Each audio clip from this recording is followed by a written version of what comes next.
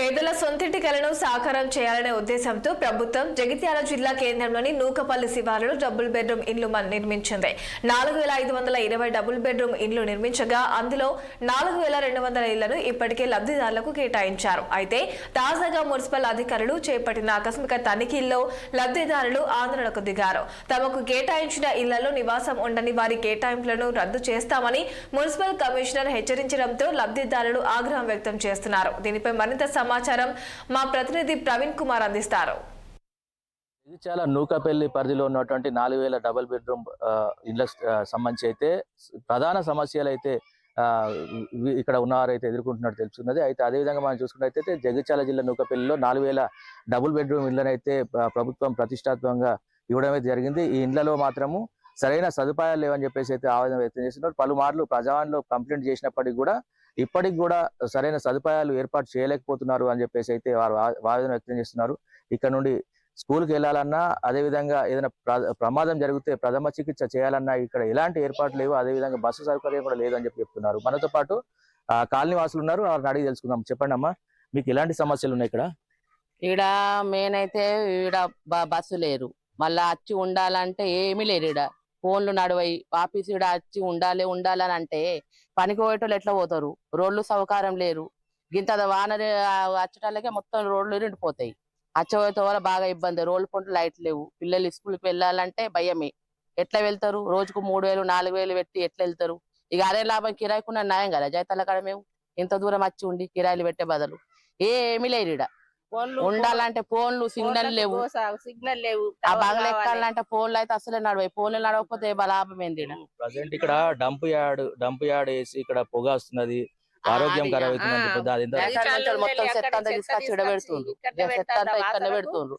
ఆ వాసనకు బీమారు పడితే దవాఖాన లేవు, హాస్పిటల్ లేవు, ఏం సౌకర్యం లేదు మాకు. వచ్చి ఉండు అంటే ఎట్లుంటారు మంది? ఇక ఇదే ప్రాబ్లం మాకు. ఇంకా నీళ్లు లేవు. నీళ్లు ఇప్పుడు ఇద్దరికే సరిపోతలేవు. ఇంకా మొత్తం వచ్చి అందరు ఉండాలంటే నీళ్ళకే సరిపోతాయి. మరొక మహిళ ఉన్నారు, వారిని తెలుసుకుందాము. చెప్పండి మేడం. చెత్త బండి రావాలి మాకు. ఇది నీళ్లు మోర్లు సాపు చేయాలి, నీళ్ల సౌకర్యం ఉండాలి. అది ఏంటిది, ఫోన్లు మాట్లాడటానికి టవర్ కావాలి. బాగా గోస అవుతుంది మాకు. ఇక్కడ బస్సు లేదు, బస్సు సౌకర్యం లేదు. చెయ్యాలి బస్సు సౌకర్యం. రాను 30 పోను 30 ఇటే ఆ జైచాలకు ఓడి వచ్చటానికి ఇక్కడ ఏం లేదు మాకు. అటే ఇది అవుతుంది. తనకైతే మరో మహిళ మనతో పాటు ఉన్నారు, వారిని కూడా అడిగి తెలుసుకుందాము. చెప్పండి మేడం. మోర్లు తీయాలి, బస్సు లేదేం లేదు. పిల్లలు వెళ్ళటానికి ఒక్కొక్క పిల్లానికి 1500 అవుతుంది. ఇంట్లో ముగ్గురు పిల్లలు ఉంటే 4000 దాకా అవుతుంది నెలకు. పనికి వెళ్ళాలన్నా కూడా రోజుకు 100 రూపాయలు ఒక మనిషికి పోయినాక ఇక్కడ ఏం పనులు కూడా లేవు. చేద్దామంటే కూడా ఇక్కడ బాగా కష్టం ఉన్నది. నీళ్లు కూడా సరిపోతలేవు మాకు. ఇక్కడ మొత్తం రోడ్ల పొంటే కూడా నీళ్ళు ఆగుడు, అటు ఇటు పనులు పోవటానికి కూడా కష్టం ఉన్నది